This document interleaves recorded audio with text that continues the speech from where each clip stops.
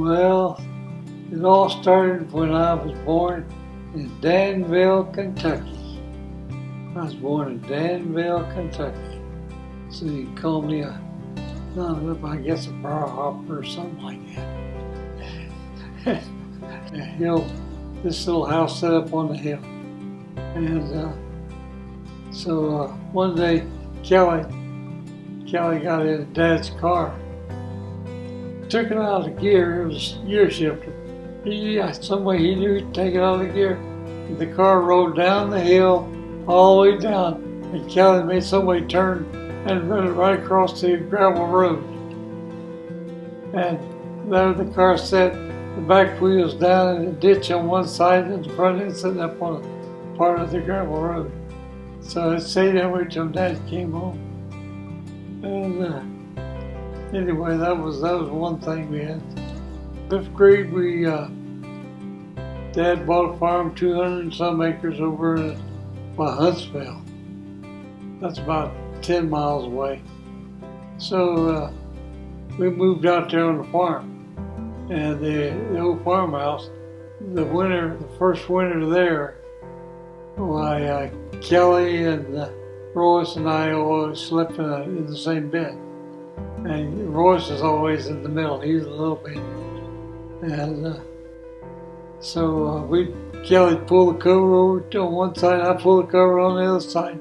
And there Royce, he's there way up there, freezing to death.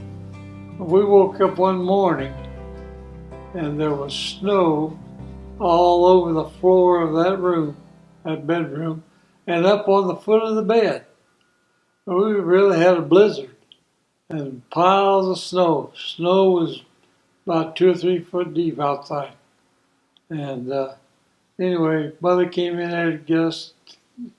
Oh my goodness, she says, snow everywhere. You guys ain't sleeping in this room no more. So she made us a place out in the living room by had a big old round stove, coal stove. And that's where we slept the next night or two. Where it was decent. Oh man. Talk about some snow. There was some years it was terrible. Anyway, one day the old Modoc sales guy, old Ralph Fouts, come out there and said, don't you want to buy an implement business? I said, I don't know nothing about implements other than how to make a farm. And old Ralph said, well, I'll trade my business for this farm. Dad says, okay. And that's what he did. That's all there was to it. And Dad got this implement business there in Modoc. And he found a house to buy there in Modoc. So we moved off this farm over to that. They had a big auction too at the farm, sold all their equipment. And old Ralph brought out all new tractors, a whole bunch of stuff for the auction. So they auctioned all that stuff off. And Dad moved us all to Modoc. Well, there was a lot going on. Of course, Dad kept me busy. I didn't have much free time. But I remember one of the guys there in town, old Bill Bertram, he said, let's go up north of town and see what's up there. The city dump was up there for Muncie. Big, huge dump. Everything where you couldn't believe what all was in it. And we got to bringing bicycles home. I mean, pretty fair bikes. They need this, need that. By the time you got them all together, you can make some pretty good bikes. So old Bill and we got to making bicycles. What time I didn't have a lot of time. So we made bicycles. And then we made a big jump at the back of the school. So we ride these old bikes down there and jump way up over the things and come down, kablam. That's why we didn't kill ourselves. Really, after you think about it, that was quite a deal, buddy. You ride that bike. I wouldn't ride my good new. I got a new one for Christmas. There wasn't no way I'd ride that bike over that jump. Man, oh man. So I had had a new bike and all these old ones. We had a shop Bill and I made us a shop. We worked on bikes for all kinds. And then what else? You want to tell a story about? Bill, one day, he was about 15. I was about 14. He says, let's take a ride in my dad's car. His dad worked in Winchester, and some days he'd ride for somebody to Winchester to work, leave his car there, and he always left the keys in it. So Bill one day he says, let's take a ride. So okay, so we get in his car. He takes off down this State Road 1, heading south. And by the time we got to where the first curve in the road was, dog ran out in front of us. We ran over a dog. I don't know how fast he was going, but I just scared old Bill. He went down there and turned that thing around. We went back to Modoc, put that car up, and this old dead dog laying there in the road, and we left. And so about a few months later, old Bill said, "Well, let's take another ride." Okay, so we went down, made the turn on 1, went on west, went out there and went off toward Los Santos. And we come up over a hill. I don't know how fast he's going. Pretty fast. And down at the bottom of this hill was a bridge where a river went under. And these hogs were all over the road. And old Bill slammed on the brakes and skidded to a stop. We didn't hit no hogs. Boy, we took that thing and I said, I think it's time we go home before we kill something. So we turned around and went back home. So that was some of my growing up days of Modoc. And then when I was about 14, my dad sold Modoc Sales. And I bought me my first hay baler. Was a canvas job. So I baled hay the first year. I don't know how many bales. So the next year, they came out with a new baler. It had all fingers that took your hay up in. It was a really nice baler, New Holland. So I hooked the tractor onto that baby. I went to bale hay. And my final year of Indiana, I baled over 30,000 custom. Got paid for over 30-some thousand bales. And baled about 10,000 for myself. So you talk about a busy guy. I've done a little bit of everything. And I remember one time my dad, when he was in the implement business, he had a real bad stomach. He had indigestion, was about to kill him. He was dying. He says, "Here, boy, you drive a truck home." He had a pickup truck. And we were over at a little place called Moreland, fixing some guy's tractor or hay bale or something. And they had to go back to Modoc to get a part. And Dad says, "I just don't feel like I can make it. I'll pass out. Can you drive us?" I said, "Sure." Here I am, about 14 years old or so, driving a truck. Went to Modoc, picked up parts, drove back home. And it was out there in the country. I can remember being out there after years later. And you ride up down the road, no cops, no police. You run as fast as you wanted to.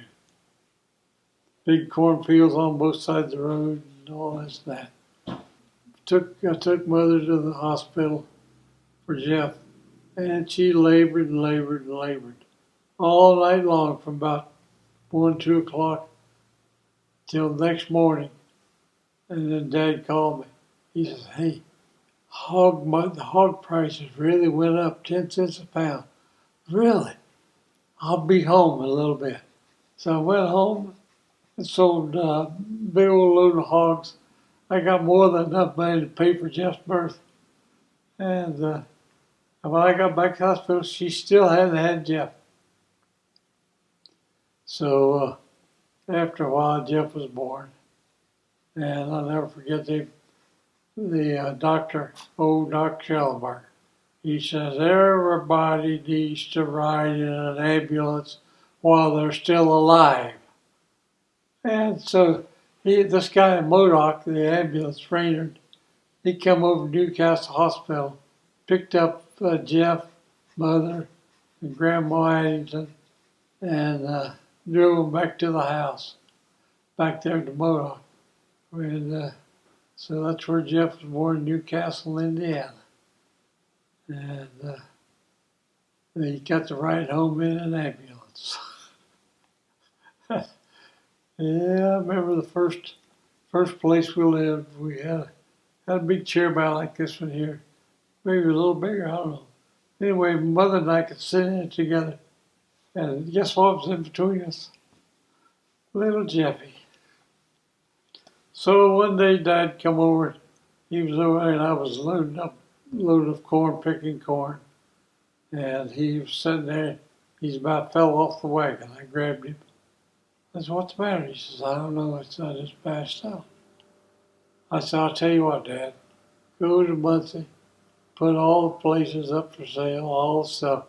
We'll have a big farm auction, and we'll go to Florida." Really?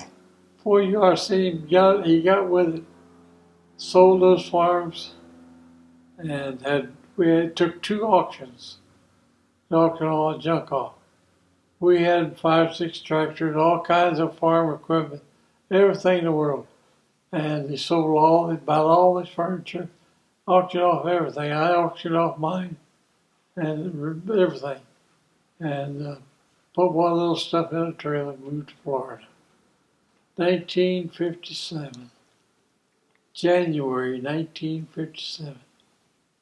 And sometime in about April, May, bought the Tiger Villa Motel. Tiger Villa Motel. I think it had about 20 units. And anyway, Dad says, "We need more rooms." It was back when there wasn't any big motels in town. That was the biggest one. So we built 10 more rooms onto that thing. And it had about 30 rooms. And that motel's still going out there on 92 West.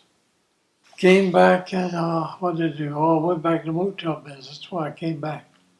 Because I had a fire and burned up half the rooms in the office and all that.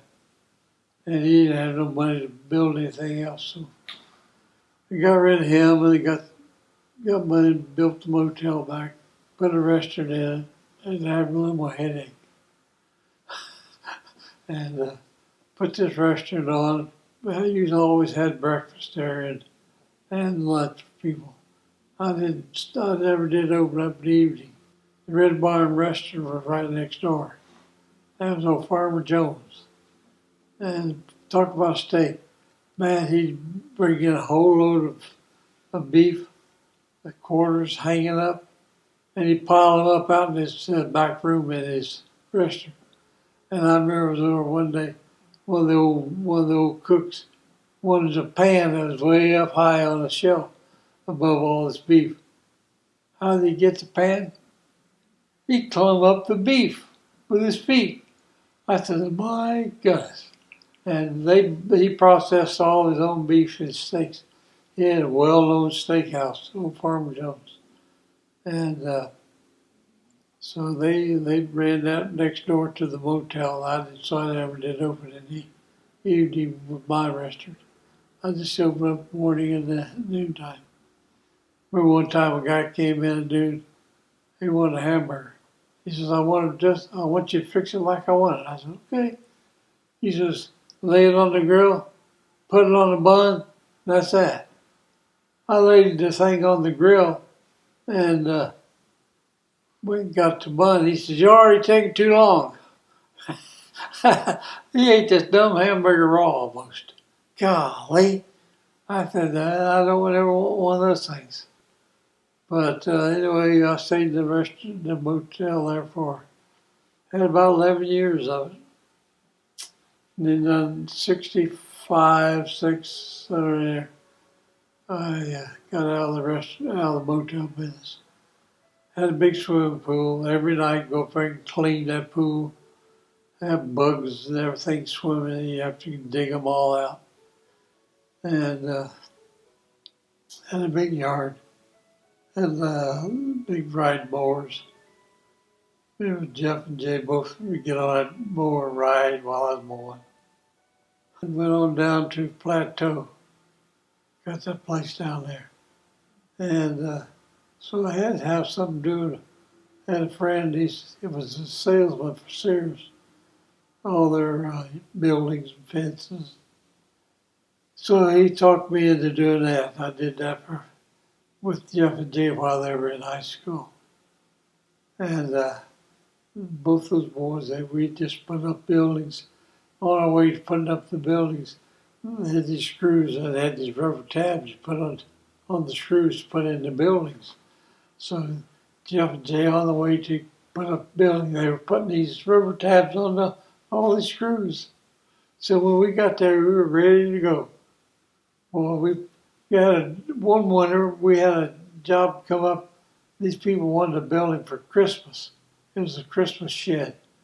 So we had to go down on Christmas Eve and put this building up. We put the thing up about 2 hours or less.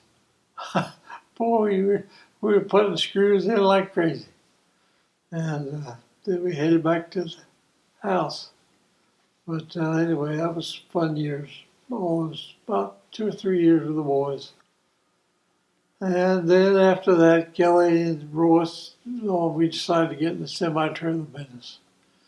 And we bought out we set up the dealership in Tampa. And it didn't have nowhere to put the trailers. It's all shade tree. Didn't have no office, didn't have no building or nothing. We set these trailers out in this field. People went to buy them trailers like crazy. We sold refrigerated trailers, utilities, and then we bought a piece of land up north on 301, and 5 acres, I guess. And we built a new building up there, and that's where it's at now.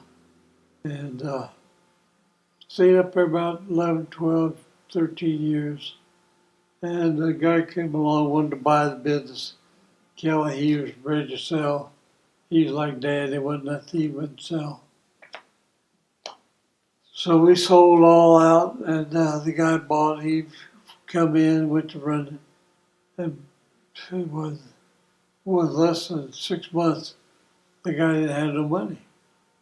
Kelly called me up and says, this guy ain't got no money. What are we going to do with him? I said, run him off. Throw him out. And he said, you coming back? I said, I don't want to. So he said, I'll take it. So Kelly's had a Florida utility ever since. And then, what to do? Papa my dad wanted to come out on a big lake, Juliana. So 19 and, what was it, 80? I forget now. I've been here almost 40 years now. Be 40, I think, coming up. So that would have been 1980, I guess, 81. Moved up here. First place we ever stayed this long. But guess we'll stay here for a while. I think I'll stay a little bit longer. Little bit longer. Well. I got my family now. I wish Grandma June was here with them. She loved all of her little great grandbabies and all that. She was so proud of all of her kids. And she thought her family was top-notch #1. And she died about 2 years ago, 90, and 2 years ago, it had been 07. And June the 28th, June died in June 28th. I sure miss her. But I got a nice bunch of kids. Man, there was 32 or so of them in the big room out there the other night for Christmas. Did we ever have a time with them all? I got the best little grandkids, the little Averys and McKinneys now. Got them coming on. They got one on the way. Got little boy, another little Stevens boy. Not too many Stevens boys. They gotta get busy. I got Stevens girls right now, but they'll be something else one of these days. Yeah, I love all my kids. They're all special. We got a special family. Lord has blessed me some fish. I got saved when I was about 14, and good Lord's taking care of me. He's put up with old knotheads. Goodness sakes. Yeah, been back to Indiana, went there every year for Grandma June. She got to see her mother and dad every year. Went up for one Christmas. I used to know them roads by the palm of my hand. Then old I-75 came in, and all the other roads went to the wayside. Interstate 75, all the way right up here, all the way to Indiana. Well, not Indiana, went through Cincinnati, Ohio. That was someplace too. Cincinnati had the biggest zoo. Oh, we took a trip one time with Jeff, Jay, and Sandy. Went west and had a camper slide-in camper on my pickup truck. I bought a new 4-door Chevy dually. Put a big slide-in in. We went west. Went out to see Grandma June's brother Alan out in L.A. He ended up marrying an L.A. girl. I'm proud of my family. I got 32 of them now. One on the way. Yeah.